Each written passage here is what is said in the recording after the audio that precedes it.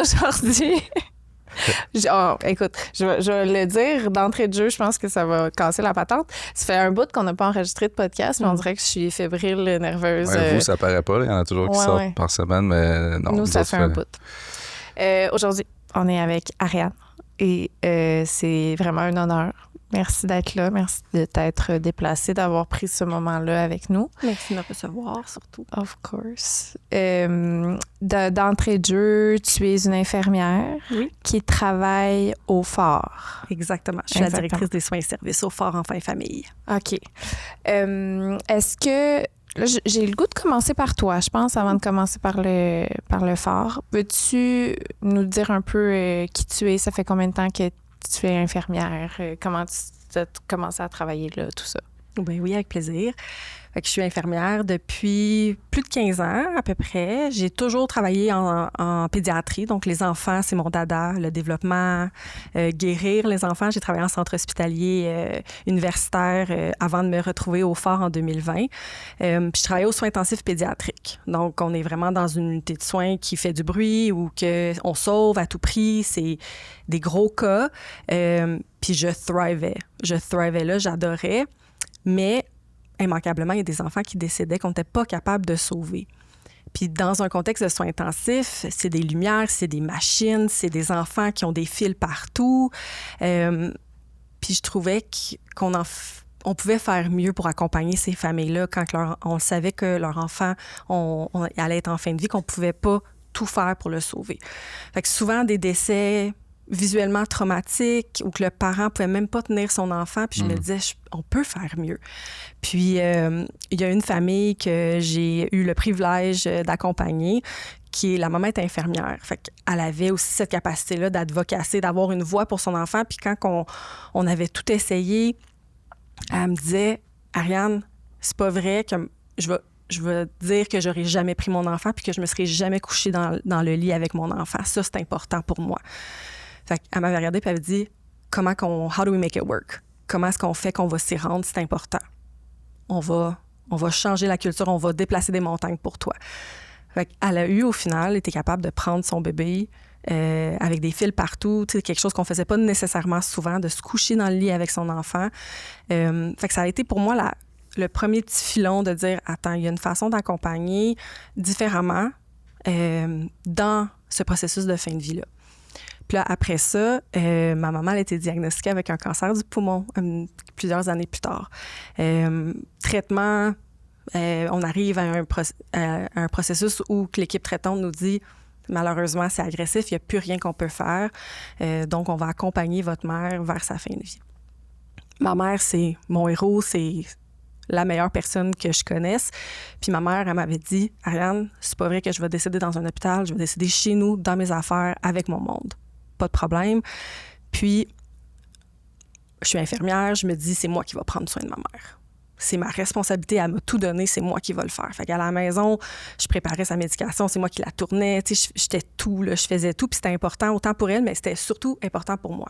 Ils t'ont laissé faire ça? Ils m'ont laissé faire ça. Ouais. Exactement. Puis c'est l'équipe de soins palliatifs à domicile de la région où ma mère habitait qui m'a vraiment donné ma première incursion à c'est quoi une équipe de soins palliatifs, puis comment ça l'accompagne, comment ça soigne.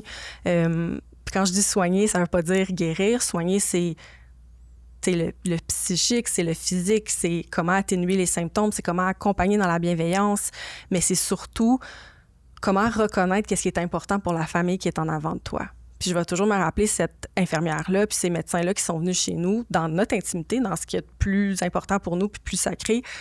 C'était vraiment d'apprendre à nous connaître. Fait que oui, il y avait soulagé, s'assurer que ma mère était confortable, mais c'était aussi surtout qu'est-ce qui est important pour vous.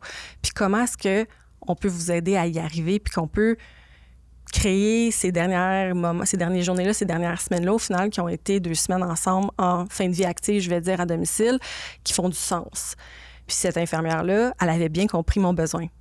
Moi, je veux redonner à ma mère, je veux être son infirmière, je veux être sa préposée aux bénéficiaires, je veux être là jour et nuit, puis je vais l'accompagner jusqu'à son dernier souffle. Puis c'est ce qu'elle m'a permis. Elle venait à tous les jours, elle s'assurait que j'étais correcte.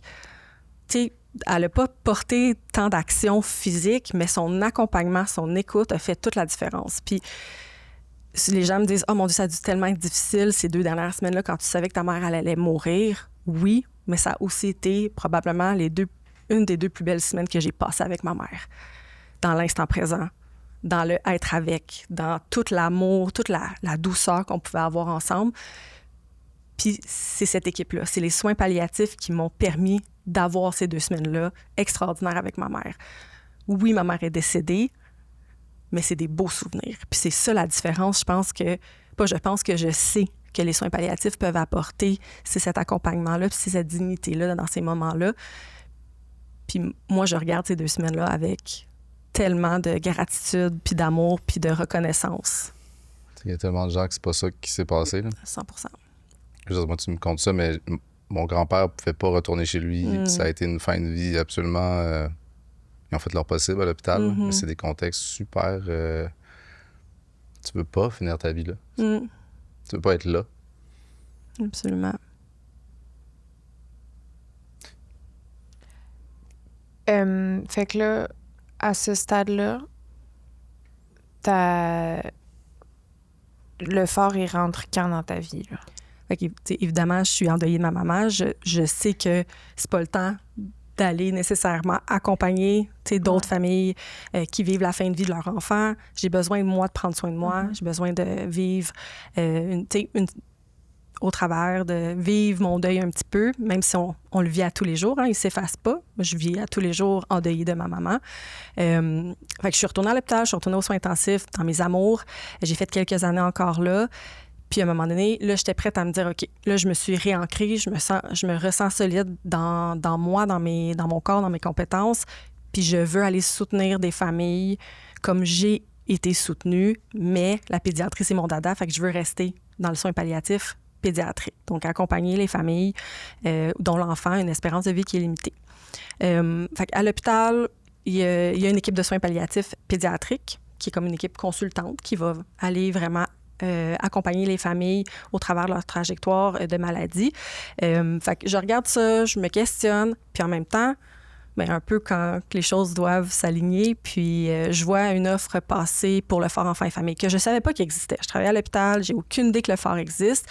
Là, je regarde le site, je lis la mission, puis je me dis « Wow, c'est donc bien beau, il y a un sens profond qui vient me chercher. » Je vais faire mon entrevue, je fais une visite par la suite, puis la première chose que je me suis dit, c'est ici que je veux travailler.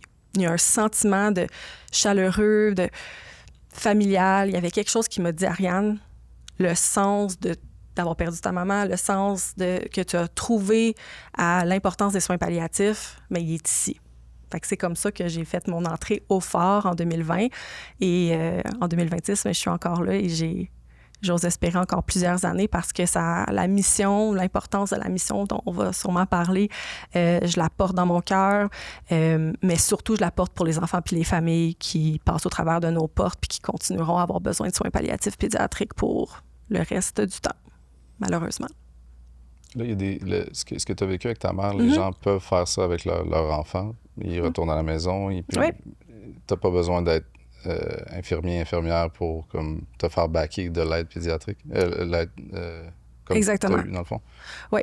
Donc, tu sais, les équipes de soins palliatifs pédiatriques dans les centres hospitaliers vont prendre en charge la famille dans le centre hospitalier. Mais après ça, leur rôle aussi, c'est beaucoup de coordonner. Donc, ils vont venir voir avec nous la ressource communautaire. Est-ce que la famille veut venir au Fort? Ça se peut que la famille, tout comme moi, dise, bien, nous, c'est important qu'on reste à domicile. Donc, vont s'arrimer avec les CLSC, avec la première ligne pour mettre en place la structure. Donc, on est vraiment dans... c'est quoi le meilleur endroit, c'est quoi l'endroit significatif pour vous, puis on va mettre en place les ressources. Puis, on travaille tous de concert ensemble, on s'entraide, on n'est pas des grosses... Il n'y a pas beaucoup de gens qui ont l'expertise du soin palliatif pédiatrique. Donc, tu sais, souvent, en première ligne, c'est des gens qui ont de l'expérience en soins palliatifs adultes. Donc, on va venir les soutenir, on va venir les outiller, puis on va leur dire, oui, ce que vous faites, c'est bien, puis oui, c'est difficile, mais on est là en arrière de vous, puis on va vous soutenir. Mais nous, au Fort, on ne va pas à domicile. On vient vraiment soutenir le réseau qui est en place. Oui, nous, c'est vraiment au Fort, à la maison. Pour les gens qui n'ont aucune idée, c'est quoi? Oui. Dont moi, il n'y a vraiment pas très longtemps, mais c'est un endroit où les gens y vont. Oui. C'est une maison de soins palliatifs pédiatriques. OK. Donc, la conception qu'on a un peu des maisons de soins palliatifs adultes, bien, il y en existe pour les enfants également. Donc, physiquement, il y a des chambres. Physiquement, Tu il y a rentres 12 là, chambres. ça se passe comment? Ça ressemble à quoi? Donc, le phare, c'est vraiment une maison.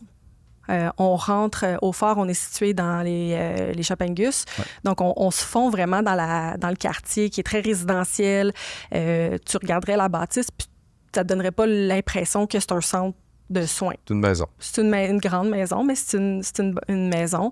Puis on rentre vraiment dans ce que nous, on appelle la maison des enfants. Donc, on rentre, puis il y a la salle de jeu, il y a la salle à manger, il y a la cuisine où les cuisinières vont toutes préparer la nourriture des enfants puis des familles qu'on accompagne. On a une piscine intérieure. On a une super de belle cour adaptée. On a 12 chambres. On a une salle multisensorielle. On a une salle de jeu. Donc, l'idée, c'est vraiment, oui, on accompagne l'enfant dans tout au long de la trajectoire de sa maladie, dans ses symptômes. Donc, tu sais, côté très médical, très clinique.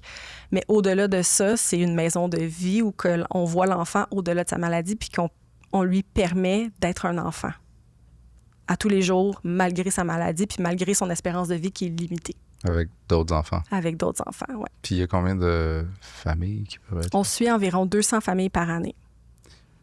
Vous les suivez, puis il y en a qui sont sur place. Oui. Comme il peut y en avoir une douzaine vu qu'il y a 12 chambres. Exactement. Donc, un peu la différence entre le soin palliatif adulte et le soin palliatif pédiatrique, c'est que le soin palliatif pédiatrique va vraiment suivre l'enfant tout au long de la trajectoire de sa maladie. Donc, nous, au phare, on va accompagner des familles pendant des jours, des semaines, voire des années. Tandis que une maison de soins palliatifs pour adultes, on y rentre quand on a un pronostic de moins de 3 mois à vivre. Mm-hmm. Nous, en pédiatrie, la différence, c'est que c'est difficile de mettre ce tag-là sur les maladies des enfants. Il y en a que oui, mais la majorité, c'est très difficile. Mais on le sait, qu'ils sont très fragiles, qu'ils ont des besoins de santé complexes, puis que leur espérance de vie, elle est limitée. Avant 18 ans, des fois un petit peu au-delà du 18 ans, des fois un peu plus, mais on le sait qu'il y a une possibilité. Donc, c'est là qu'ils ont accès à nos services. Et puis, notre offre de services, bien, ça va être aussi du répit. Donc, comme je disais, c'est des enfants qui vont vivre des années avec des besoins de santé qui sont complexes, des parents qui font plein de soins au quotidien, qui sont des proches aidants, qui sont des infirmiers, qui sont des physios, qui sont tout plein de professionnels pour garder leur enfant en santé dans un équilibre. Et donc, le répit qu'on offre au phare, qui est spécialisé par des infirmiers, des infirmières auxiliaires, leur permet de souffler, leur permet d'avoir une pause dans un lieu où ils se sentent en confiance et en sécurité, que leur enfant va être bien pris en charge, mais aussi où que leur enfant va pouvoir s'amuser, s'épanouir, puis être vu au-delà de sa maladie. C'est fou, ça semble impossible. Quand tu es un parent d'enfant comme ça, tu te dis, il n'y a personne qui peut qui peut garder. La ne serait-ce que de garder. Mes yeux, ouais, là. C'est ça. Exact. Fait que comment je trouve un endroit qui va pouvoir répondre à ça. Puis après ça, bien, on accompagne nos enfants qui sont vraiment plus dans une trajectoire de gestion de symptômes, fin de vie. On va accueillir l'enfant, la famille au phare. On va offrir des soins pour gérer les symptômes, pour accompagner dans des décisions difficiles. On va accompagner dans la fin de vie. Puis on va continuer à accompagner toutes nos familles dans le suivi de deuil. Puis on a aussi des services qui sont offerts pour les parents endeuillés qui n'ont pas nécessairement utilisé nos services pendant la trajectoire de la maladie, que je pourrais vous parler après. Même juste là après. Oui. Fait que vraiment, on part du début, j'ai mon diagnostic, on suit la famille jusqu'au décès et au-delà dans le suivi de deuil. En ce moment, les 12 chambres sont prises. Les 12 chambres sont toujours occupées, donc que ce soit par des enfants qui sont en répit, que ce soit par des familles qui sont en gestion de symptômes et ou en fin de vie avec nous, mais ça nous permet justement de toujours pouvoir accueillir nos différentes offres de services au phare. Puis, si jamais arrivé là, qu'une chambre est occupée puis que finalement, elle n'avait pas besoin, là, que la personne rentre chez eux puis qu'elle est correcte. Ça se peut. C'est déjà arrivé, ça? C'est déjà arrivé, ouais. J'avais le goût d'aller dans les miracles, mais j'étais là, il est trop tôt dans le podcast. Ouais. Tu sais, des gens que tu dis sont... Ben, c'est ça, tu dis que c'est plus difficile d'évaluer mettons, le temps qui reste, là, je sais pas comment dire, comparé à des adultes et personnes plus vieilles. C'est qu'on dirait que l'enfance, il y a plus de potentiel de petits miracles, je sais pas, là, parce que c'est comme... Mais ça nous arrive, on a nos trajectoires où nos enfants avec des cancers. Ça, c'est plus clair, c'est plus défini. On est capable, les oncologues sont capables de dire, ben oui, on est dans une visée curative. On va essayer, on va tout faire. Voici les étapes A à Z pour se rendre en rémission. Fait que les soins palliatifs peuvent rentrer, puis au-delà de peuvent, moi, Ariane, j'ai le goût de vous dire, doivent rentrer pour accompagner parce qu'on peut être complémentaires pour dire, bien, qu'est-ce qui est important pour vous pendant ça? C'est quoi vos objectifs de vie au travers de ces épisodes-là, au travers de ces traitements-là? Puis on vient un petit peu être le lien, être la colle qui vient ramener tout le monde vers ces objectifs de vie-là. Donc, on peut accompagner, puis là, on est en rémission, bien, on se dit au revoir et tant mieux. Tant mieux, là. Tu sais, les soins palliatifs peuvent rentrer, ils peuvent ressortir d'une trajectoire, peuvent rentrer dans l'incertitude, puis on est vraiment, ça va bien, on est en rémission, on sort. Je vous dirais que 90 % de notre clientèle, c'est plus, on suit sur le longitudinal parce que, justement, il y a beaucoup d'incertitudes. Fait qu'on va vraiment accompagner nos familles dans qu'est-ce qui est important pour vous. Ça, tu sais, vous aviez des rêves, des objectifs, des espoirs pour votre enfant que vous pensiez qu'il allait être en santé. Maintenant, on est face à l'incertitude, on est face à une trajectoire de vie que vous n'aviez pas imaginée, que vous avez pas de livre devant vous qui vous dit tourne à gauche là, tourne à droite, ouvre la porte, puis ça va bien aller. Fait que nous, on est là pour marcher à côté de vous, puis mettre en lumière qu'est-ce qui est important pour vous. Fait que oui, on va soigner, mais on va accompagner l'humain, on va accompagner le cercle familial, les frères et sœurs, on n'a pas parlé, mais il y a tous les frères et sœurs là-dedans, il y a les grands-parents aussi. Donc, on va accompagner tous les membres de la famille au travers de cette trajectoire de vie-là, toujours en revenant sur les objectifs de vie. Fait que c'est peut-être plus d'aller à l'école, c'est peut-être plus d'être capable de marcher, mais c'est quoi? Je veux que mon enfant puisse quand même s'épanouir, je veux qu'il puisse être bien dans son quotidien, il y a plein de choses. Puis la qualité de vie, on va beaucoup parler de qualité de vie. Fait qu'on va beaucoup parler de comment on amène de la vie au quotidien, comment on amène de la beauté dans chaque jour. Bien, ça peut avoir l'air très différent d'un parent envers un autre parent, dépendant de son enfant puis de la trajectoire de la maladie. On réécrit. L'histoire. On réécrit potentielle. l'histoire, oui. Ouais. C'est de 0 à 18? Exactement. 0 à 18 ans. Qu'est-ce que... Ben, c'est vraiment... Je viens de toucher une corde sensible. Mais tout, là. Oui. Tout ça. Ça rend... Ouais, c'est ça. Puis au-delà d'une corde sensible, je l'ai dit, puis je me suis dit, Ariane, c'était pas la bonne terminologie. Non. On vient toucher l'humanité des gens. Oui, c'est ça. Tu sais, un enfant n'est pas supposé d'être malade, un enfant n'est pas supposé de décéder. Tu sais, c'est comme, il y a une incohérence dans la vie en général. Puis au-delà de ça... Mais c'est pour l'entourage, c'est pour eux, c'est comme... mais de trouver la normalité dans ça, c'est magique ce que vous faites, puis une chance que vous existez, là, tu sais. Mais c'est le genre de... dans le fond, là, ça n'a aucun rapport, mais je vais... Sexe oral, mon autre podcast que j'ai avec Joanie, on fait une série qui s'appelle Sexe oral en cavale. Puis... c'est 6 épisodes. Puis notre saison 3, il y a un des épisodes qu'on est allé dans une maison de la violence faite aux femmes, où les femmes, ils peuvent aller avec leurs enfants. Puis on visitait la maison, tu sais.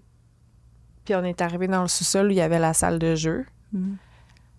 Puis là, on dirait que là, tu me parlais de la maison. Puis j'avais juste ce moment-là en tête de... Parce que moi, c'est là que ça m'avait vraiment rentré dedans de... C'est un endroit où c'est supposé être juste beau, puis juste... c'est des enfants qui n'ont pas la vie qu'ils étaient supposés avoir, tu sais. Exact. Fait que là, c'est comme si je voyais la maison au complet, comme cette salle de jeu-là, ce que j'ai ressenti quand je suis rentrée dedans. Fait que c'est ça. Ouais, excuse-moi. Mais non. Je vais juste prendre un... Ouais. Tu travaillais déjà avec les enfants. Oui. Depuis plusieurs années. Mon dada. Ton dada. Mon dada. Puis t'en as des enfants, toi. Oui. Ils ont quel âge? Mon garçon, il a 11 ans, puis ma fille, elle va avoir 8 ans à la fin du mois de septembre. Et tu travailles avec des enfants depuis plus longtemps que tu as des enfants? Oui. Ah ouais, hein? Oui. Est-ce que ça a changé la façon que tu fais ton travail? Je pense que ça a plutôt changé la façon que je suis un parent. OK. J'avais le privilège, on en parlait aussi un petit peu au début, tu sais, quand j'ai eu des enfants, à être infirmière en pédiatrie, ma boîte à outils à moi était un petit peu plus remplie. Tu sais, j'avais déjà changé des couches, je savais, tu sais, j'avais des techniques, j'étais un petit peu mieux nantie. Je pense que travailler au fort, ça a changé ma ça l'a changé ma perspective de la vie en général, mais aussi d'être parent. Tu sais, il y a des choses des fois où que moi et Marie, on va se regarder, puis je veux dire, ça, c'est un easy yes, là. Comme, pensons pas plus loin, disons. Ces enfants, ils seront pas impactés plus tard de leur dire oui, je veux dire n'importe quoi, à se coucher à 10 heures au lieu de se coucher plus tôt. Ouais. Des fois, je me ramène à est-ce que c'est un oui facile, ma réponse à ça? Parce que justement, ça l'affecte. Explique le oui facile. Le oui facile. Je veux être sûre de quoi ça m'intéresse. Ouais. Quand tu dis oui à tes enfants? Oui. Quand, mettons, quelque chose que j'aurais dit non en général. Ouais. Là, je vais manger du gâteau de fête pour déjeuner. Se coucher tard, les gâteaux. Se coucher tard. Mon Dieu, là, on dirait que vu que j'y pense, j'ai pas d'exemple, mais... Se coucher tard. C'est ça, se coucher tard. Mais n'importe quoi qu'en général, j'aurais dit non. Oui. On peut-tu inviter tel ami parce que je veux vraiment jouer avec lui, mais là, moi, je suis là en train de faire mon ménage, ça rentre pas dans ma routine, va falloir qu'il y ait un autre enfant que... Puis là, je suis comme, oh, je m'arrête. Remets en perspective. Je me remets en perspective. Est-ce que c'est un oui facile, Ariane? Oui, c'est un oui facile. Ça va, oui, je vais devoir m'ajuster, mais c'est un oui facile à la fin de la journée. Pourquoi je dis non? Fait que c'est un oui facile. Fait que souvent, c'est ma technique. Des fois, c'est d'autres choses. Tu sais, justement, ils veulent se coucher tard. Puis là, je suis là, ils vont être fatigués demain. Parce que tu penses toujours à là, après, ils vont être fatigués. Fait que là, ils vont être plus irritables. Puis là, la journée de demain va être peut-être plus difficile. Puis là, on avait planifié ça. Puis là, tu déboules. Ouais, tu penses d'avance, ça? Moi, je suis là, non, c'est vrai. Tu déboules. Moi, je déboule. Moi, je vois loin. Oui, c'est bien. Fait que là, je me dis, attends. C'est un oui facile, ça aussi. Ça changera pas ça changera pas ses valeurs familiales que j'essaie de lui inculquer. Ça changera pas ça va pas influencer le type de personne qu'il va devenir. Alors, c'est un oui facile. C'est un peu ça, les deux voies à penser. Est-ce que... Oui. Ben moi, je le vois comme ça. C'est pas une recette parfaite, là, mais... Je pense souvent à ça aussi. Je suis comme, est-ce que cette petite auto-là va changer? Est-ce qu'il va être trop gâté avec celle-là?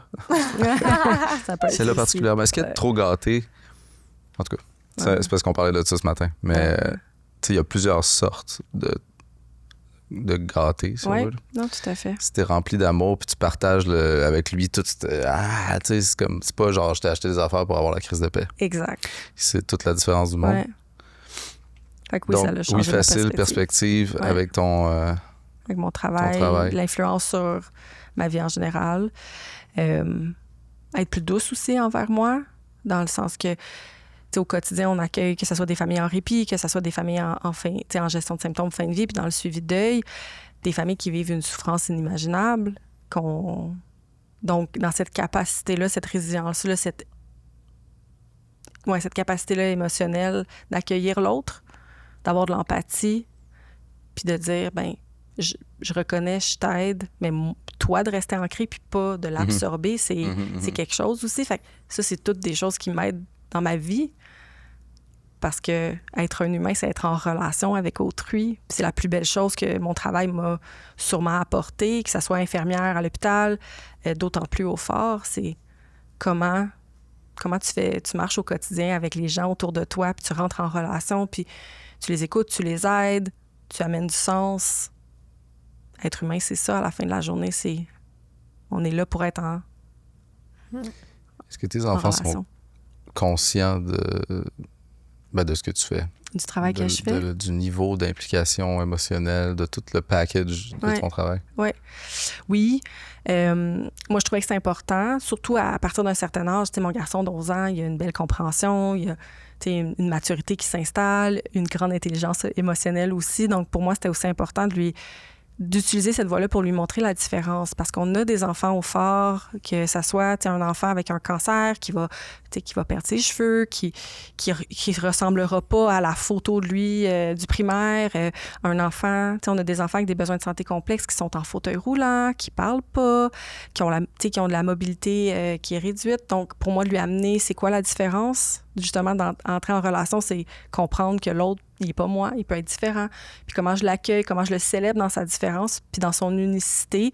Fait que pour moi, c'est important d'inculquer ça à mes enfants. Fait que je le fais au travers du fort. Puis c'est ce qu'on fait comme travail au quotidien, c'est de voir l'enfant dans ses capacités, pas dans ses incapacités.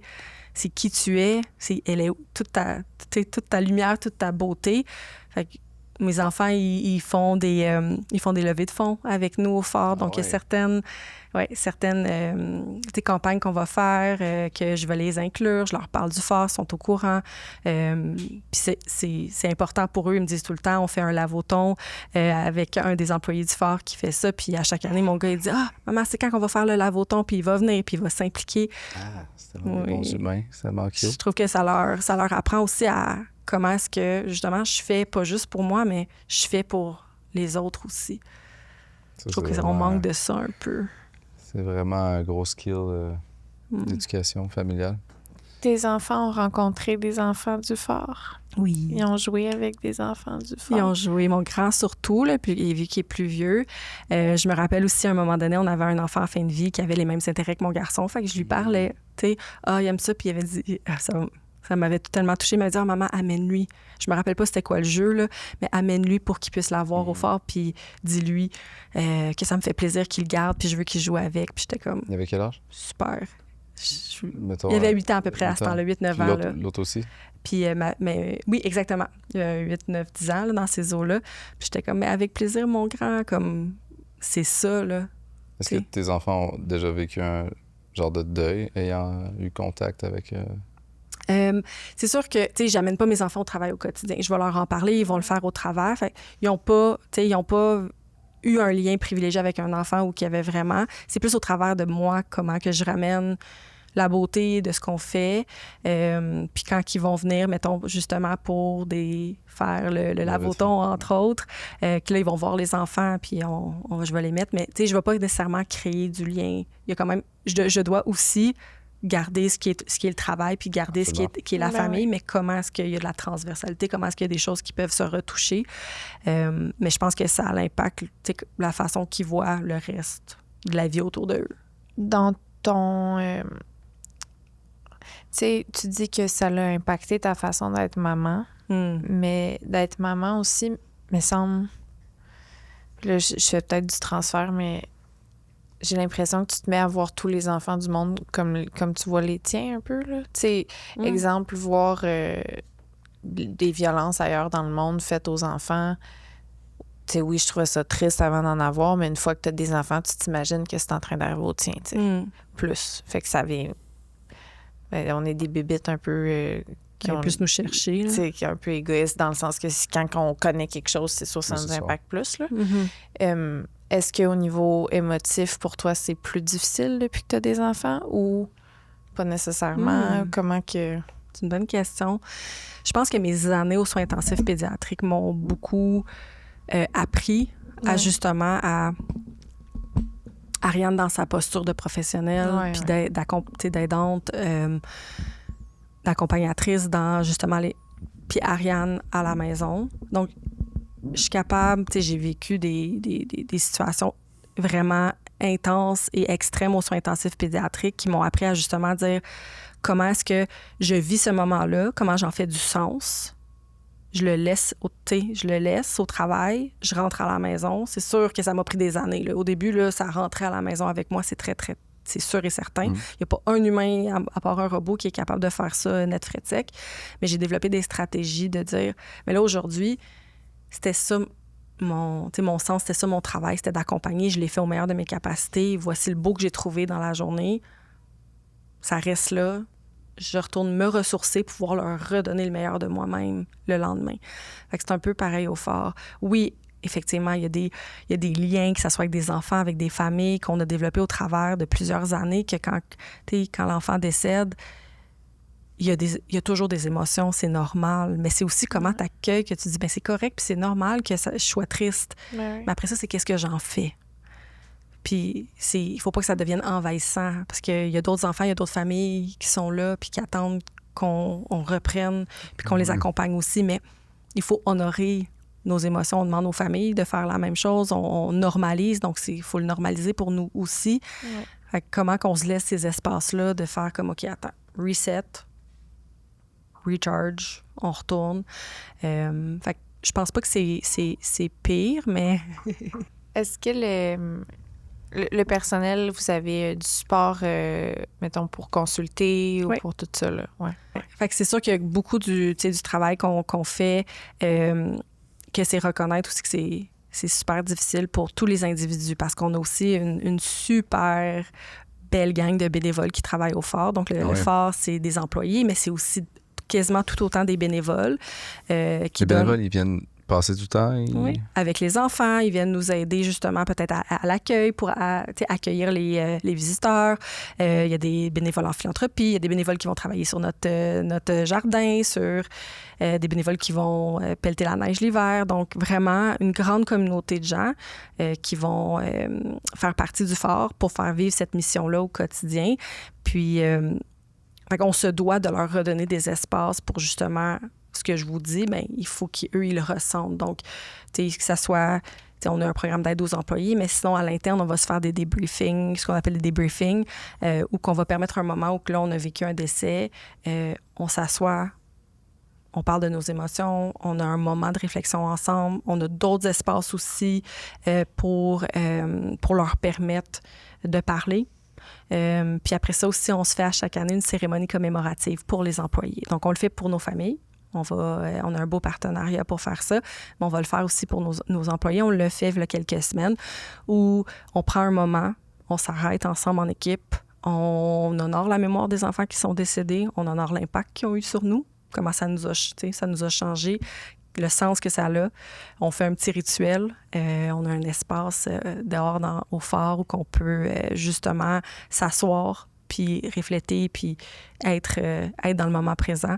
Puis après ça, bien, on retourne tous travailler. On retourne auprès des enfants, mais c'est important. C'est juste entre vous ou des fois les familles ça, c'est juste entre nous. Okay, juste entre nous. Ça, c'est juste entre nous. Mais on crée la même chose pour les familles endeuillées du phare. Donc, vraiment pour eux à chaque année, où on va faire un peu le même principe. Mais l'idée, c'est...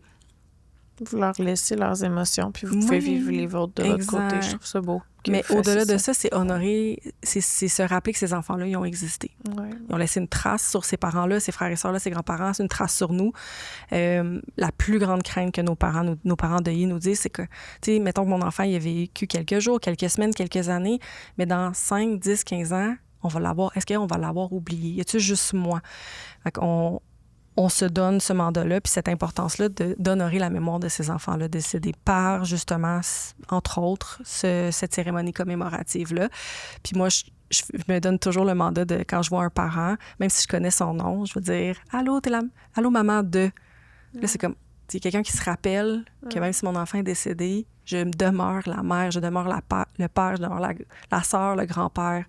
Parce que ça va rester. Mais des fois... le malaise qu'on a comme société de parler de ça. Absolument. C'est un genre de malaise. Qu'est-ce qu'on fait avec ça? Oui, je sais pas quoi faire avec ça moi-même, fait que je vais pas le transposer, fait qu'on va juste pas en parler. Mais au contraire, pas en parler, c'est effacer. C'est pas mettre en lumière qu'ils ont existé. Fait que souvent, les familles aiment ça, ils veulent qu'on parle de leur enfant. C'est important pour eux. Fait que c'est un espace. Puis c'est un espace qui voit d'autres familles endeuillées aussi, dire quelqu'un d'autre qui vit ou qui a vécu la même chose qu'eux pour pouvoir s'épauler, s'accompagner là-dedans.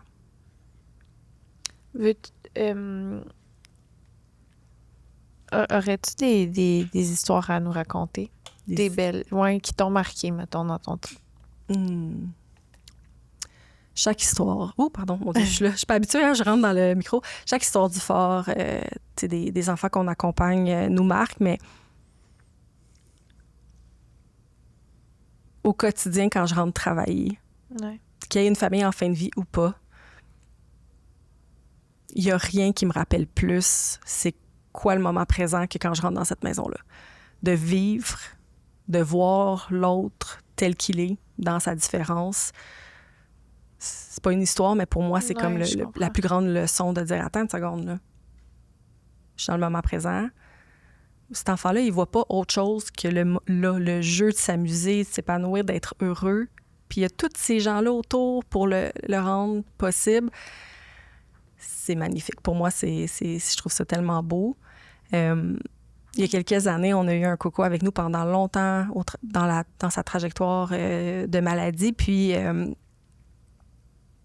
des parents, tous nos parents sont incroyables, là, mais quand tu le sais que ton enfant, quand c'est clair que ton enfant va décéder de sa maladie, il y a des parents qui se mobilisent puis qui en font des pieds et des mains pour dire, OK, non, on y va all out. Puis au fort, on accompagne. Il y a des familles qui vont nous dire, ben moi, ce qui est important, c'est de prendre un bain avec mon enfant, c'est de me coucher dans le lit avec mon enfant, comme je disais au début. Puis il y a d'autres, ça va être, tous les rêves, là, on les réalise. Fait que là, nous, OK, go, on y va avec vous. Puis un coco qui voulait être policier, qui adorait les policiers. Puis toute la communauté autour de nous s'est mobilisée pour y faire une parade. Et quand je parle d'une parade, là, il y avait les pompiers, il y avait les policiers, il y avait le SWAT, il y avait tous les corps inimaginables. Ils ont fermé la rue, l'avenue du Mont-Royal devant nous, puis ils ont fait une parade incroyable. Puis le regard sur le visage de cet enfant-là, là, j'en ai des frissons, c'est ça. Tu sais, la magie de comment vivre pleinement chaque instant, pour lui, c'était ça. Puis après ça, quand tu prends le temps de regarder les parents, puis de voir qu'eux, ils vont se rappeler de ce moment-là.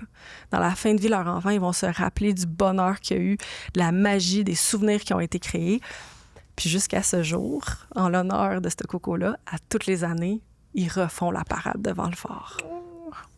Ils refont la parade. Fait qu'à chaque année, on honore sa mémoire, mais on fait vivre un moment exceptionnel à ces enfants-là aussi. Fait que, tu sais, on parle de c'est quoi mon legs dans la vie. Ce coco-là, il a laissé un leg incroyable sur le reste, sur sa famille, mais sur le reste des enfants puis des employés qui vont passer par le fort parce qu'à chaque année, on va vivre cette parade-là en son honneur. Wow. C'est beau, ça. C'est vraiment beau. C'est fou. Quel privilège comme humain de vivre ça. Moi, des fois, c'est ça qui me fait faire un backflip. Là. Je me dis, hey, attends une seconde, là. Moi, j'ai le privilège de vivre ça, là. T'es vraiment guéri pour la gratitude, on dirait, à tous les niveaux. Ouais. Puis dans les formules du bonheur, là, le moment présent, tout ça, les 3 dimensions, t'es vraiment à une place particulière. C'est sûr que je ne le suis pas tout le temps. Non, je sais, mais quand même, tu sembles vraiment un endroit qui est particulièrement intéressant dans le monde. Dans ton quotidien, t'as comme tout le temps des reminders de comme... Pourquoi on est là? Pourquoi on fait ce qu'on fait? C'est fou.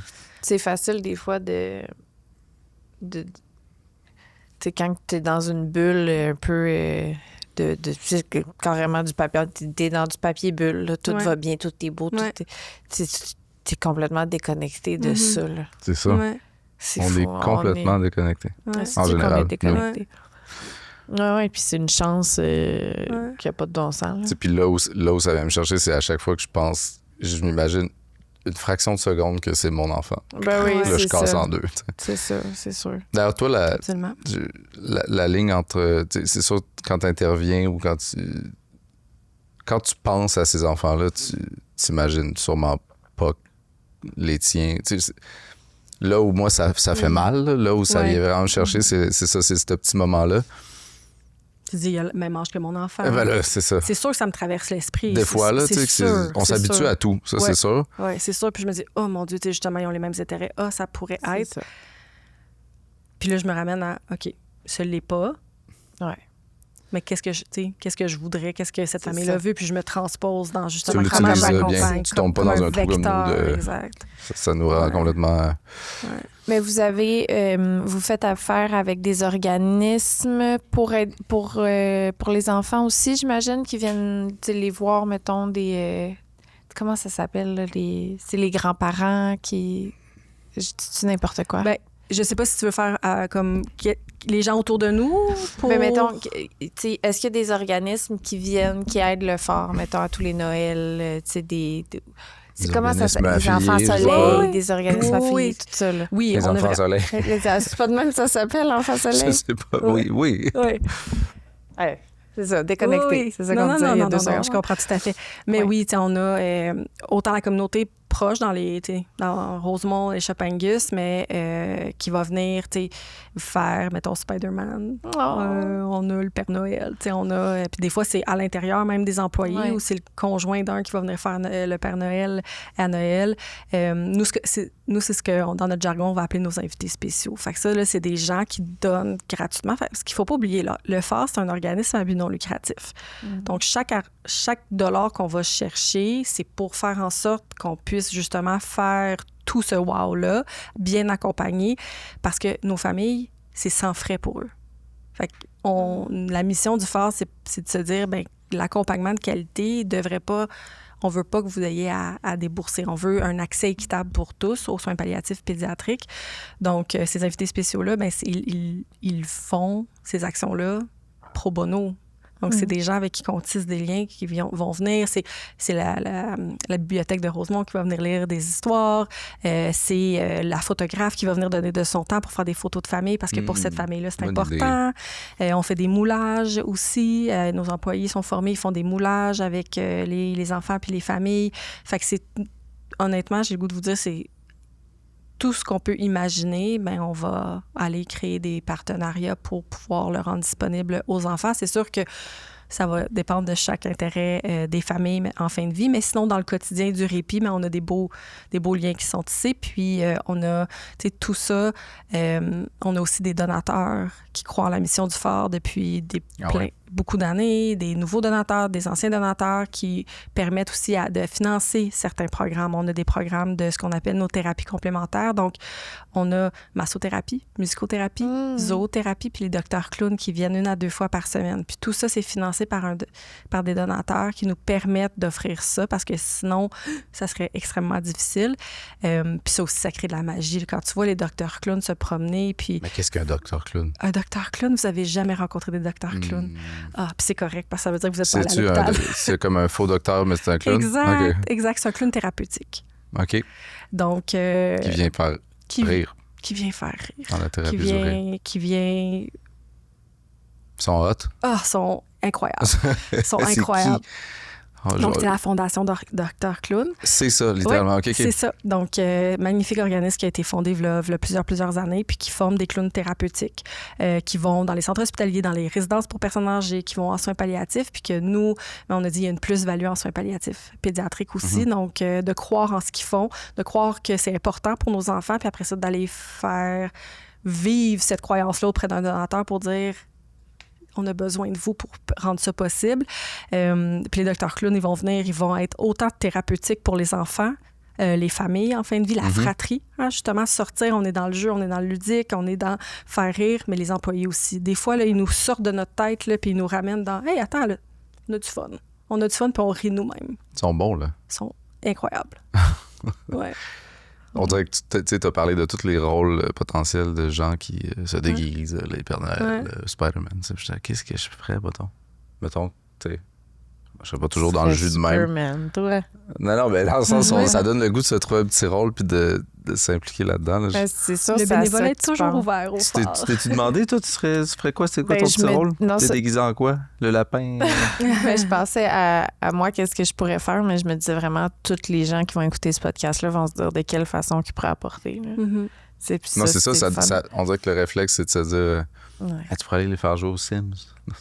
Lol. Ils jouent-tu aux jeux vidéo? C'est quelque chose qui est moins... On a des ados qui jouent aux jeux vidéo. C'est ça. Absolument. Y a-t-il une salle de cinéma? Ben, on a des jeux vidéo amovibles où on les met dans la chambre de l'enfant. Le package. Exactement, oui. Mais éventuellement, si on rêve, effectivement, que ça serait le fun d'avoir une salle de jeux vidéo parce que de plus en plus, on a des... C'est ça que je me suis imaginé. J'ai imaginé ça, oui. Oui, tout à fait. Mais pour répondre à la question, il y a plein de façons de contribuer au Phare. Pour nous, ce qui est important, c'est que les gens connaissent que cette réalité-là, elle existe, que ces enfants-là et ces familles-là existent. Qu'est-ce qu'on fait? Que ce soit justement en parlant, que ce soit en faire du bénévolat. Puis il y a plein de façons de faire du bénévolat, que ce soit en soutenant le Phare par des dons. Nous, on dit tout le temps que chaque don compte. Il n'y a pas de petits dons, de grands dons. Chaque don est important parce que chaque don va directement auprès des enfants et des familles qu'on accompagne pour leur permettre à eux d'avoir accès à ces services-là. 57 % de notre financement, c'est de la philanthropie. C'est une équipe incroyable qui travaille au Phare, qui nous permet à chaque année de revenir, puis de grandir, puis d'en faire plus. Puis on veut toujours en faire plus, on veut mieux accompagner, mais tout prend des sous, on le sait. Fait que c'est vraiment, il y a plein de façons de contribuer au Phare. Comment ça s'appelle il n'y a pas un organisme pour les personnes âgées qui veulent bercer des enfants? Oui, des mères berceuses ou des grand-mères berceuses. Grand-mères berceuses. Ouais. Fait qu'on a des bénévoles qui font ça. On a des bénévoles qui viennent juste bercer des enfants. Je pense à une bénévole en particulier qui, elle, est réveillée la nuit. Fait que là, elle est comme, appelez-moi. Moi, je vais venir la nuit bercer les bébés là, qui ont besoin. Là, ça va me faire plaisir. Je dors pas. Mais on l'utilise. Ah, On ouais. l'utilise. Ah oui, À quel avec- âge pour le fun? Je sais pas à quel âge exactement. Fait que je mettons, voudrais pas Si la... elle écoute ça, mais dis Elle plus bas. doit avoir dans la 70aine, je pense. Là. C'est Puis, en tout cas, si jamais elle m'écoute, puis c'est pas le cas, je suis désolée. Quelque chose, ça. Non, mais tu sais, t'es retraité. Oui, oui. T'es Ben oui. comme t'as de la misère à dormir. Je vais aller bercer des bébés. Oui. C'est-tu le fun, ça? Puis elle adore ça. Puis nous, ça nous donne un coup de main, mais ça nous permet aussi d'offrir cette qualité-là de présence, de dire, Oui. mais tu sais, c'est pas un centre hospitalier, c'est pas le domicile. On est comme la conjoncture entre les deux, l'équilibre parfait. Mais on a besoin de bénévoles pour rendre ça possible. Fait que, tu sais, quand les enfants en activité avec nos intervenants de notre milieu de vie, bien, sont épaulés par une gang de bénévoles aussi. Fait que tout le monde ensemble offre quasiment une présence de 1 pour 1 auprès des enfants, des fois. Là. Fait que c'est ça qui fait la qualité de notre accompagnement. J'espère tellement que ce podcast-là Ouais. va spread un peu plus de, Ouais. tu sais, comme... Faire une Vous avez l'air différence. déjà vraiment bien organisé. Ouais. On C'est a 25, plus de 25 ans autosuffisant. maintenant. Là. Mais tu sais, si ça peut être encore plus. Ouais. Puis là, j'ai le goût d'aller voir la parade aussi. Là. C'est quand, ça? C'est au mois de décembre, au début du mois de décembre. Ah, c'est habituel. l'hiver. C'est l'hiver, c'est la parade du Père Noël. Ah! Ouais. Attends un peu. Cette parade-là, Ouais. c'est déjà une parade qui existait, mais là, il y a comme un moment consacré aux polices et en mémoire du petit garçon, c'est Ben, ça? c'est que c'était arrivé justement juste avant le temps des fêtes. Fait qu'on a fait cette parade-là, puis ça a été... Tu es resté C'est là. resté la parade du Père Noël par la suite, ou qu'ils viennent le faire pour les enfants Avant du ça, il fort. n'y avait pas de parade. Avant lui, il n'y avait pas de parade comme ça au fort. Avant lui, il n'y en avait pas. C'est fou. Ouais. Est-ce qu'il y a des enfants qui vont visiter pour jouer avec les enfants de la maison ou c'est moins... Ça, on le voit moins. On le voit moins. On a eu ce qu'on voit souvent, c'est, mettons, des étudiants au secondaire ou au primaire qui font un projet pour les enfants du fort. Donc, des fois, ils vont faire des cartes de la Saint-Valentin. Des fois, ils vont venir faire un concert. Fait qu'une façon de contribuer de cette façon-là, c'est sûr que, tu sais, on veut pas laisser des enfants avec d'autres enfants sans supervision. Là. Fait qu'on est plus dans qu'est-ce que vous pouvez créer, comment vous pouvez contribuer avec un projet. Ça ressemble à quoi une journée pour toi au fort? Tu sais, de ton quotidien, mettons, là, parce que j'avoue que est-ce que tu es encore infirmière avec eux? Tu prodigues des soins? Comment que... Je prodigue plus de soins directs auprès des enfants et des familles depuis quelques années. Mais on est un petit milieu, on est une petite équipe. Mais au quotidien, je vais rentrer, je vais aller voir les enfants, je vais aller dire bonjour à tout le monde, je vais faire le tour des employés, je vais faire le tour des bénévoles, saluer tout le monde. Effectivement, qu'il y a des matins, des fois que j'ai une rencontre rapide, puis je le fais un peu moins, mais c'est important pour moi de prendre ce temps-là, puis aller dire bon matin à tout le monde. Puis après ça, j'ai pas de rôle direct, mais moi, mon rôle, c'est vraiment dans la qualité, dans l'offre de service. Donc, qu'est-ce qu'on peut faire de mieux? Donc, tous les partenariats qu'on a créés avec les hôpitaux pour le référencement, toute la qualité des soins, des services, l'offre de services, qu'est-ce qu'on a à penser qu'on n'offre pas, mais qu'on devrait offrir. Là, en ce moment, on travaille beaucoup, beaucoup sur notre programme de suivi de deuil. Donc, il y a beaucoup de mon quotidien qui va être dans déployer ou continuer à déployer cette offre de service-là qui est la Lanterne du Fort, Centre d'accompagnement du deuil Racanali, qu'on a lancé en octobre dernier. Donc, on a toujours offert du suivi de deuil au Fort depuis 2018, même avant ça, pardon. Mais l'offre de service elle méritait d'être bonifiée. Donc, on savait qu'on pouvait faire mieux, que nos familles avaient besoin de plus d'accompagnement, mais on n'avait pas la capacité en termes de ressources humaines. Donc, au Fort, on offrait du suivi d'œil individuel, de couple, puis quelques ateliers thématiques, dont le groupe de soutien pour les parents endeuillés. Suivi de deuil, c'est après le décès, oui. Fait que notre équipe de travailleurs sociaux, notre équipe psychosociale va vraiment accompagner la famille tout au long de la trajectoire de la maladie et va continuer à les suivre dans le deuil. Comment ça s'appelle, cette... La lanterne? La lanterne du lanterne. Fort, oui. Donc, on dit que le Fort guide, la lanterne, elle éclaire. Donc, on a créé la lanterne pour venir vraiment bonifier le programme grâce à, encore une fois, un donateur qui a cru en notre projet puis qui a dit effectivement, il y a à faire mieux puis votre projet, il est porteur de sens puis on y croit. Ou que là, on offrait déjà nos services aux familles qui n'avaient pas utilisé les services du Fort, nos services de suivi de deuil. Donc, une famille qui a perdu son enfant à la maison, en centre hospitalier, qui n'a jamais connu le Fort, peut faire une demande de suivi de deuil sans frais. Ça, encore une fois, c'est super important d'avoir du suivi de deuil, de l'accompagnement sans frais. On sait que un suivi peut être très coûteux. Des fois, on ne va pas chercher l'aide qu'on a besoin. Donc, tous nos suivis sont sans frais. Est-ce qu'il y a une grosse liste d'attente? C'est ça. Non? Non. Puis est-ce que vous prenez une région particulière ou c'est... Tout le Québec. Ah, ben là! Oui, fait que notre offre de service au phare, on est la première maison de soins palliatifs pédiatriques au Québec. Fait qu'on avait le mandat, ce que nous, on va dire, de suprarégional, donc l'ensemble du Québec. On a des collègues merveilleux qui ont ouvert une maison à Québec, dans la ville de Québec. Donc, tu sais, ils prennent ce territoire-là. Puis on a d'autres collègues qui vont ouvrir une maison en Outaouais. Dans la prochaine année, peut-être 2 ans, gros maximum. C'est le même nom? C'est la même chose? Non, c'est vraiment des entités à part. Okay. Mais on travaille tous ensemble, on s'entraide, on a une petite communauté. C'est quoi les autres noms? Donc, à Québec, c'est L'Oral-et-Merveille, la maison L'Oral-et-Merveille. Puis, en Outaouais, ça va être la maison Papillon. OK. Donc, on s'entraide, mais nous, on a vraiment une portée suprarégionale. Et puis... Fait qu'on le fait en présentiel, mais on le fait aussi à distance pour justement aller rejoindre potentiellement nos familles dans le Grand Nord, nos familles qui sont plus loin. Donc, on offre du suivi individuel, du suivi de couple, le groupe de soutien pour parents endeuillés, mais là, on rajoute des ateliers pour les fratries. Donc, pour les frères et sœurs endeuillés, comment on les accompagne. On savait que c'était un manque dans notre offre de service. On voulait, mais on n'avait pas la capacité. Fait que là, on développe vraiment des ateliers thématiques pour eux. On fait tout le temps un atelier pendant le temps des fêtes. Juste avant le temps des fêtes, on le sait que c'est un moment qui est difficile d'anticiper Noël, les rassemblements en famille quand on a perdu un enfant, que ça fasse 1 an, 5 ans, 15 ans. Fait que là, on bonifie aussi cet accompagnement-là. Et puis, surtout, ce qu'on vient ouvrir, c'est qu'on vient élargir pour la période périnatale. Donc, les fausses couches, les enfants, les pertes pendant la grossesse, l'enfant qui est décédé quelques heures après la naissance. Donc, on vient vraiment élargir l'offre de service de la période périnatale jusqu'aux 18 ans, jusqu'au décès à 18 ans. Puis, on vient accompagner toutes ces familles-là qui aient connu le phare ou pas. On a des cafés-rencontres. Thématiques, une belle offre diverse de services. Et puis... la lanterne, c'est-tu au même endroit? C'est au même endroit, oui. C'est dans le phare. C'est dans le phare. Et puis, on utilise des fois nos partenaires dans le quartier pour utiliser leurs locaux parce que quand même, tu sais, quand on reçoit beaucoup de gens, ben là, c'est ça, on va aller ailleurs qu'au phare.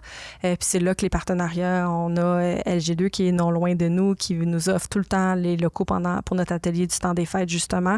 Puis là, on développe l'atelier du temps des fêtes pour les familles périnatales. Fait que notre volonté, c'est de rendre accessible, mais c'est aussi de reconnaître l'unicité des trajectoires, de perdre un enfant dans la période périnatale, de perdre un enfant à 18 ans quand tu l'as connu, tu l'as accompagné au travers de sa trajectoire. Donc, on veut reconnaître l'unicité des besoins, puis on les met pas dans un carcan, je vais dire, où que c'est t'as 10 rencontres, puis après ça, ben chop up, là, ça devrait aller mieux. Fait qu'on n'a pas de limite. Il y a des familles qui vont venir nous voir tout de suite après le décès, des familles qui vont venir nous voir plusieurs mois, plusieurs années après, des familles qui vont prendre nos services, se dire « Ah, là, ça va », puis là, « Oh, là, c'est l'anniversaire du 5 ans du décès, j'ai encore besoin de soutien », ils vont revenir, puis on va continuer à les accompagner. Donc, tu sais, nous, on le voit comme ces gens, ces parents endeuillés-là, ces frères et sœurs endeuillés-là, ces grands-parents, ces personnes significatives, que tu sois un ami de la famille, mais c'est des membres de la société à part entière qui ont aussi besoin d'accompagnement pour retourner être des membres de la société à part entière puis faire un sens, eux aussi, avec cette perte-là puis avec cette vie qui a été vécue puis qui les a touchés. Puis on voit toute la beauté de l'accompagnement, comment ça fait une différence dans la suite des choses pour eux. Ta collègue à plugger les rituels. J'adore. Je suis quand même curieuse de savoir... Ben, tantôt, on parlait de qu'est-ce qu'on fait pour accompagner les employés ou comment on les soutient. Autant pour les familles qu'il y a beaucoup qui passent dans les rituels, dans comment c'est important pour eux, mais c'est la même chose pour les employés aussi. Donc, quand un enfant décède au phare... on demande toujours la permission aux familles, évidemment, mais on fait une aide d'honneur. Donc, quand on rentre au phare, c'est un long corridor. Fait qu'à ma gauche, il y a le salon, la salle à manger, la cuisine, un long corridor, puis là, ça tourne, puis c'est les chambres, c'est le poste des infirmières, puis c'est d'autres pièces. Donc, quand un enfant, quand le salon mortuaire, parce que ça, c'est immanquable, vient chercher le corps de l'enfant décédé, on offre aux parents ce qu'on peut faire une aide d'honneur. Donc, le concept, c'est on vous a accompagné, on était à côté de vous tout au long, mais dans ce moment où votre enfant quitte, ou c'est la dernière fois que vous allez le voir, on continue à être à côté de vous, puis on reste là, puis on vous soutient. On est votre bâton de marche tout au long. Fait l'ensemble des employés, des bénévoles du phare, qu'on soit à l'administration, en philanthropie, qu'on soit... Peu importe, on se met tout le long. Puis des fois, si la musicothérapeute est là, puis il y avait une chanson qu'elle sait que la famille aimait, elle va la jouer à la guitare. Tu sais, peu importe. Des fois, c'est dans le silence. Mais on va tous se mettre là, puis on va accompagner la famille avec la civière. Des fois, il y a des parents qui choisissent de tenir leur enfant. Puis là, quand ils vont dire leur au revoir final, puis ils rentrent dans le phare parce qu'ils peuvent se déposer, ils peuvent prendre le temps de prendre leurs choses, bien, on continue à les accompagner. Fait que c'est un moment d'une fragilité, d'une humanité incroyable. C'est aussi le moment où que j'ai probablement vu la plus grande détresse humaine. Puis je vous en parle, puis c'est moi qui ai l'émotion, parce que d'entendre un parent réaliser dans ce moment-là, c'est la dernière fois que je vois, que je touche, que c'est fragile. C'est fragile, c'est fragile. Mais après ça, ils lèvent les yeux, puis il y a plein d'amour, il y a plein de présences qui sont là autour d'eux, puis ils disent « Vous n'êtes pas tout seul, on est là. Je peux pas enlever la douleur. » Puis en soins palliatifs pédiatriques, tout au long de la trajectoire, c'est ça, je peux pas enlever la douleur, je peux pas enlever la finalité. Mais comment j'amène du beau dans le quotidien, comment que on est là, puis on soutient, puis on accompagne, ça fait toute la différence. Tant qu'à la vivre, ouais. Ça va se passer inévitablement. Ouais. C'est beau, ça. Fait que ça, c'est beau, ouais. C'est fou. Puis on met aussi une lanterne, donc de là la lanterne du phare, mais dans nos rituels internes, quand un enfant est vraiment dans une trajectoire de fin de vie, on le sait, là, qu'on s'en va vers le décès, on va allumer une lanterne. Donc ça, à l'interne, ça nous dit à nous, les employés, les bénévoles, OK, là, on vient de vaciller dans un autre espace-temps. Donc, cette famille-là, au lieu de quand je les croise le matin, puis je fais ma tournée, puis ils sont en train de se faire un café, au lieu de dire « Comment ça va ce matin? » Mais ma présence va être autrement. Ouais. Attends, est-ce qu'on la voit où, la lanterne? En rentrant au phare. Fait que le long corridor, il y a l'accueil, où j'ai toujours un bénévole extraordinaire qui est là, puis la lanterne, elle est juste là. Donc, la lanterne est allumée, mais je vais, ce matin-là, peut-être mettre ma main sur l'épaule du parent puis dire « Bon matin. Si vous avez besoin de quoi que ce soit, on est là. » Juste un petit mot, juste un bon matin, des fois, avec la main, c'est tout. Ma posture va être différente, puis l'ensemble de la posture des employés va être différent. On va continuer de rire, on va continuer de s'amuser. La vie va continuer d'être 100% présente, mais on va juste ajuster notre posture, puis quand la lanterne s'éteint, mais là, je sais que si je rentre ce matin-là, la lanterne est éteinte, je sais que l'enfant est décédé. Fait que peut-être que la famille est encore là, peut-être qu'elle n'est plus là, mais moi aussi, je vais être dans une posture de... J'honore la mémoire puis l'accompagnement qu'on a eu pour cet enfant-là. Puis après ça, on met un avis de décès en dessous de la lanterne pendant 7 jours. Qu'on vient honorer qui était cet enfant-là, c'est quoi l'impact qu'il a eu sur les gens autour de lui, sur nous, puis qu'on va laisser. Fait que c'est tous des rituels. Oui, c'est toutes des façons d'honorer. La lanterne. Oui. Est-ce que il y en a juste une? Puis on le sait, à part de quel enfant? Oui, Si... Dans le sens... Ouais. Y a-tu un numéro? Non. Y a-tu un nom? Y a-tu... On sait vraiment... une chambre, vous le savez tout. Nous, on le sait à l'interne. Ouais. Pas besoin de ça. Exactement. Nous, on va le savoir à l'interne. Cette lanterne-là représente quel enfant? Nous, c'est exactement. Il n'y a pas un nom associé à la lanterne, mais nous, on le sait. C'est ça. Les parents ne savent pas. Les parents, on leur indique. On leur indique qu'on a allumé la lanterne parce que... Pour telle personne. Oui, parce telle que... famille. Le gros de notre travail aussi, c'est avoir des conversations difficiles. C'est avoir le courage de s'asseoir avec des familles puis de dire, là, moi, ce que je vois, c'est ça, c'est de plus en plus difficile. On a des symptômes de plus en plus présents qu'on n'est pas capable de soulager. Ou, on a moins d'éveil. On dort beaucoup plus.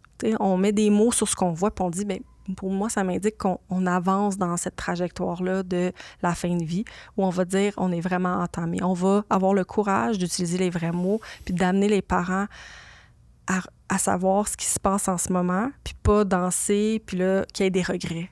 On veut pas qu'il y ait des regrets. Fait qu'on va on va leur dire, mais dans ce cas-là, on va allumer la lanterne. La lanterne, elle peut rester allumée plusieurs jours, plusieurs semaines. Donc, ça évite que les parents soient contre allumer la lanterne. Il y en a ça nous appartient, c'est notre rituel à nous. Okay. On leur en offre une qu'ils gardent dans leur chambre, qu'eux peuvent allumer, ils peuvent éteindre, c'est vraiment leur rituel à eux. Mais nous, quand on le sait qu'on est vraiment embarqué dans une trajectoire où que les signes et les symptômes nous ça va quand même être dur pour les parents, le bout de la lanterne. Oui. fait partie Mais ils le savent aussi parce que souvent, on va commencer avec qu'est-ce que vous voyez? Qu'est-ce que vous remarquez? Est-ce que, puis eux, ils vont nous le dire, mais je remarque qu'il mange moins, je remarque qu'il dort plus. Puis qu'est-ce que ça peut représenter pour vous? Fait qu'on on progresse. Effectivement, moi aussi, je remarque ça, puis ça veut dire qu'on avance vers la fin de vie. Puis il y a d'autres enfants qui des fois, on n'a pas cet espace-temps-là pour avoir... Des fois, on allume la lanterne, on a un changement drastique la journée même, puis on a un décès dans les heures qui vont suivre. On n'a pas de recette. On y va vraiment avec nous, nos années d'expérience, d'accompagner puis de savoir un peu les signes et symptômes quand on progresse. Puis on a des enfants qu'on a allumé la lanterne pendant quelques semaines. Y a-tu j'ai envie d'un petit miracle. Y a-tu des lanternes qui, finalement, ont survécu? Je me rappelle quand je suis arrivée au fort, on avait... puis je trouve que c'est l'exemple parfait d'un enfant qui a besoin des soins palliatifs dans sa trajectoire, mais qu'à un moment donné, les soins palliatifs peuvent sortir. Un enfant avec un cancer, puis elle est vraiment arrivée au fort en ce qu'on croyait être dans un processus de fin de vie. Elle était... elle avait pas, tous les traitements n'avaient pas fonctionné, elle était très symptomatique. Sa santé mentale aussi associée à tout ça. C'était un jeune qui avait toute sa tête puis qui vivait son cancer. Et puis c'est là que je trouve que c'est tellement la meilleure représentation de comment les soins palliatifs peuvent amener de la vie puis de la qualité dans les jours qui restent à vivre. Elle a commencé à utiliser la piscine. Donc, on a une super de belle piscine, comme je vous disais tantôt. Puis là, on voyait des petits élans, des petits sourires, ça bouger, une difficulté, très pris dans son lit, peu de motion.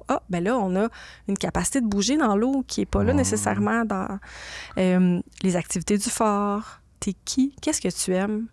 Comment tu te représentes, toi, au-delà de ta maladie?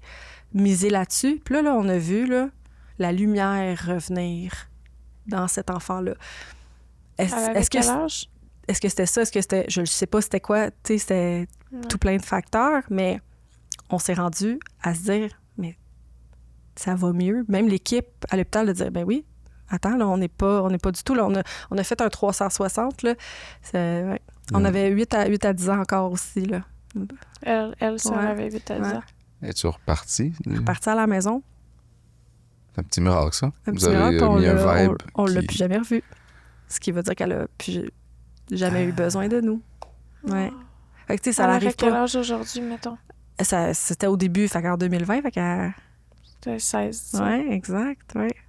Fait que, tu sais, on souhaite une rémission qui a perduré dans le temps, puis c'est ce qu'on souhaite à tous ces enfants-là. Ça l'a outillé, ça l'a fait fleurir. Exactement. Parce que c'est sûr qu'elle a vécu un choc.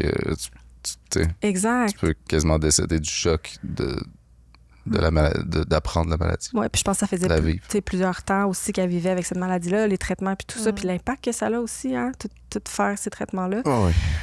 Mais, tu sais, ça, c'est nos trajectoires plus de cancer, mais tu sais, pour tous nos autres enfants qui n'ont pas nécessairement une trajectoire de cancer, que c'est des maladies dégénératives, tu sais, ça, l'espoir de guérison n'est pas là, que c'est des maladies, tu sais, génétiques, c'était plein de choses. Cet espoir de guérison, il n'est pas là. Fait que c'est quoi notre espoir? Mais devient quoi? Fait que ça sera pas... Notre alignement va être différent. Ça va être vraiment dans les objectifs de vie. Comment qu'on veut vivre cette vie-là? Qu'est-ce qui est important pour vous? Puis des objectifs de vie pour une famille qui vont être très... On fait tout, on essaie... Puis il y a d'autres objectifs de vie qui vont être...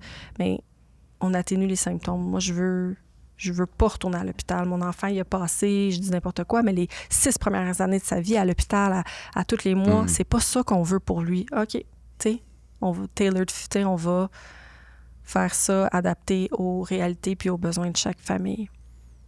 Mettons un enfant qui fête ses 18 ans dans... Oui. Tu penses quoi? Ça, c'est la plus grande injustice que je te dirais du fort en ce moment. Donc, tu sais, les avancées technologiques médicales font en sorte qu'on sauve énormément d'enfants. Énormément d'enfants, puis c'est magnifique. Mais il y a beaucoup de ces enfants-là aussi qui restent avec des besoins de santé complexes par la suite. C'est des enfants qui ont une vie avec une espérance de vie limitée, mais qui fait en sorte que là, l'espérance de vie, elle va au-delà de 18 ans parce qu'on est capable de les soutenir avec la technologie médicale. On est capable de mettre en place plein de choses qui font en sorte que, hey, attends, on les amène au-delà de 18 ans. Mais le fort version 18 ans et plus, il n'existe pas. Puis c'est pas des enfants nécessairement qui vont aller en maison de soins palliatifs adultes parce qu'ils n'ont pas nécessairement, ou on ne sait pas, l'espérance de vie qu'ils ont.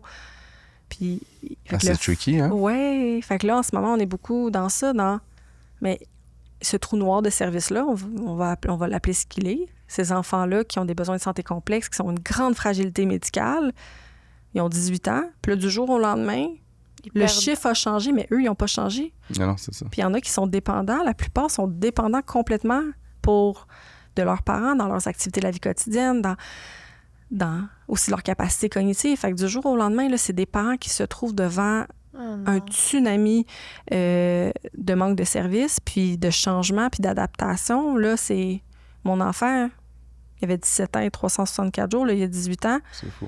Puis là, tout change. Mais il n'y a rien qui a changé au final. Il n'y a rien qui a changé, mais les services, c'est comme si les services n'ont pas suivi. T'sais, on n'a pas créé les services pour cette population-là encore. Puis là, on se bat, nous, en ce moment, avec l'ensemble des autres acteurs pour faire valoir la réalité, puis les besoins de ces familles-là qui existent, puis qu'on a une responsabilité en tant que société de les soutenir, puis de leur offrir des... Ce serait quoi l'option? C'est ouvrir une autre maison? C'est quoi les possibilités? Je pense qu'il y a plein de possibilités, mais il faut aussi regarder la responsabilité du gouvernement. On a quand même des instances qui ont été créées, que ce soit les maisons alternatives. Est-ce qu'il y a quelque chose à créer dans le réseau pour offrir du répit, accompagner ces familles-là? Parce que c'est pas toutes les familles qui veulent que leur enfant soit placé non plus. Puis c'est quoi qui existe aussi? C'est juste des CHSLD? Est-ce que c'est pas là? Nos enfants de 18 ans et plus, c'est pas là leur place. Donc, je pense que la solution, je sais pas c'est laquelle. Je pense que la volonté, c'est de se dire, est-ce qu'on peut s'asseoir puis vraiment regarder puis trouver des solutions. Puis, tu sais, chaque acteur, que ce soit le communautaire, que ce soit le privé, que ce soit, tu sais, le gouvernement, a une place à cette table-là pour se dire, bien, complètement. Qu'est-ce qu'on met en place pour soutenir ces enfants-là? Parce que, tu mettons, je l'ai vu en esti, la différence entre comment un adulte à l'hôpital, ça se passe versus un enfant. Notre enfant, il était en tout 2 semaines, 1 mois au Children's. Mettons 2 semaines, à un moment donné. Puis, tu sais, le service auprès des enfants, je veux dire, sont extraordinaires. C'est incroyable. Ouais. J'ai été hospitalisée 2 semaines au CHUM en 2020, puis c'était épouvantable comment que... Puis c'est correct, mais c'est juste que le clash entre t'es considéré comme un enfant qui est traité aux petits oignons, puis que là, t'as ta fête, puis que le lendemain, t'es traité, mettons, comme moi, j'ai été traitée quand j'étais à l'hôpital. Ça, genre, tu peux pas passer de ce standard-là à ça, là. Faut trouver un milieu quelque part. Juste un milieu, exactement. En tout cas, c'est pas adapté à nos enfants. C'est cancellable, ce que je viens de dire? Je sais pas, c'est ça, je surveillais. Non, c'est cancellable. C'est surveillance constante. Non, bon, on comprend, là, tu sais, les grandes lignes. Tu vois, ça reste une bonne question, j'y aurais pas pensé. Ouais. Peut-être les gens ne pensent pas à ça. Non, effectivement. Mais laisse-moi dire que ces familles-là, ils pensent. C'est ça, là. C'est ça. Ils ont besoin d'avoir des gens qui advocatent pour eux en arrière, pour qu'ils disent non, là, ça existe, là. Ouais. Qu'est-ce qu'on fait avec ça? Qu'est-ce qu'on fait? Ben, c'est incroyable. Merci. Ce que vous faites, toute cette affaire-là. On va mettre en description, évidemment, toutes les informations sur le phare, la lanterne, tout ça. C'est tellement important, c'est votre mission. C'est fou.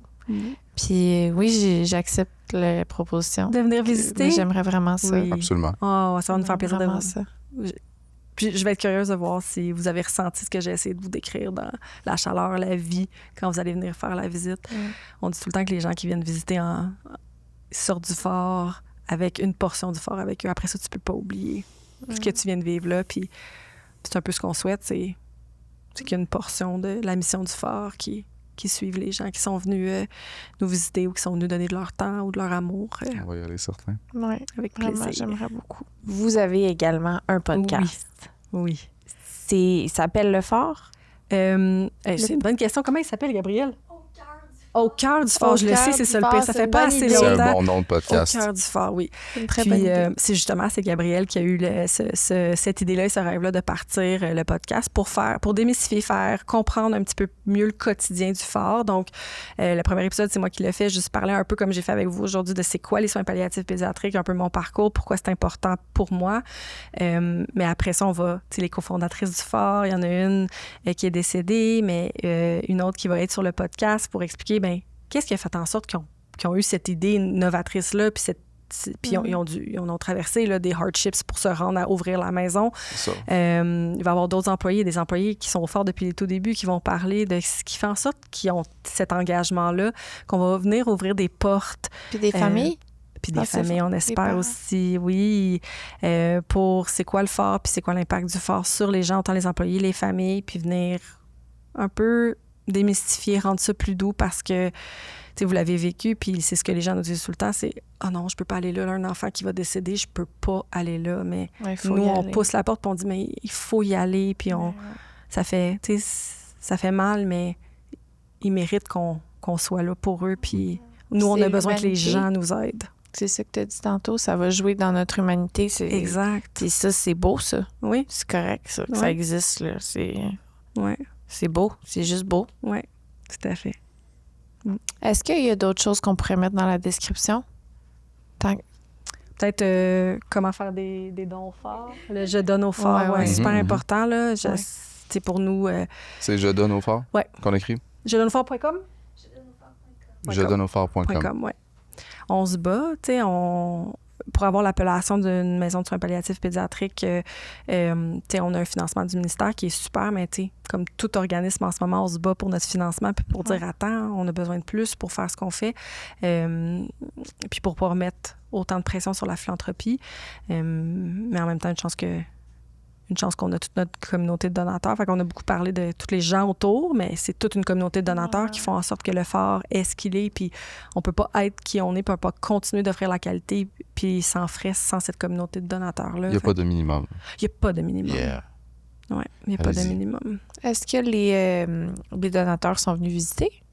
Oui, ça, c'est super important pour nous. C'est créer cette relation-là. Hein. C'est pas juste voici, puis j'ai besoin d'argent, c'est viens. Puis il faut qu'il y ait une adéquation. Tu sais, toi, tu donnes... Pardon, encore une fois, je vais y arriver. Toi, tu donnes de l'argent, que ce soit une fondation, un individu, mais pourquoi c'est important pour toi? Puis comment est-ce que ce que je fais, bien, viens te chercher dans tes valeurs puis dans l'importance de la philanthropie à ce niveau-là. Puis après ça, on va créer du lien, on va entretenir ce lien-là, puis on va dire, hey, regardez ce qu'on a pu faire. Fait que les donateurs, c'est comme les employés, c'est comme les bénévoles, on se tient au courant, on fait ça ensemble.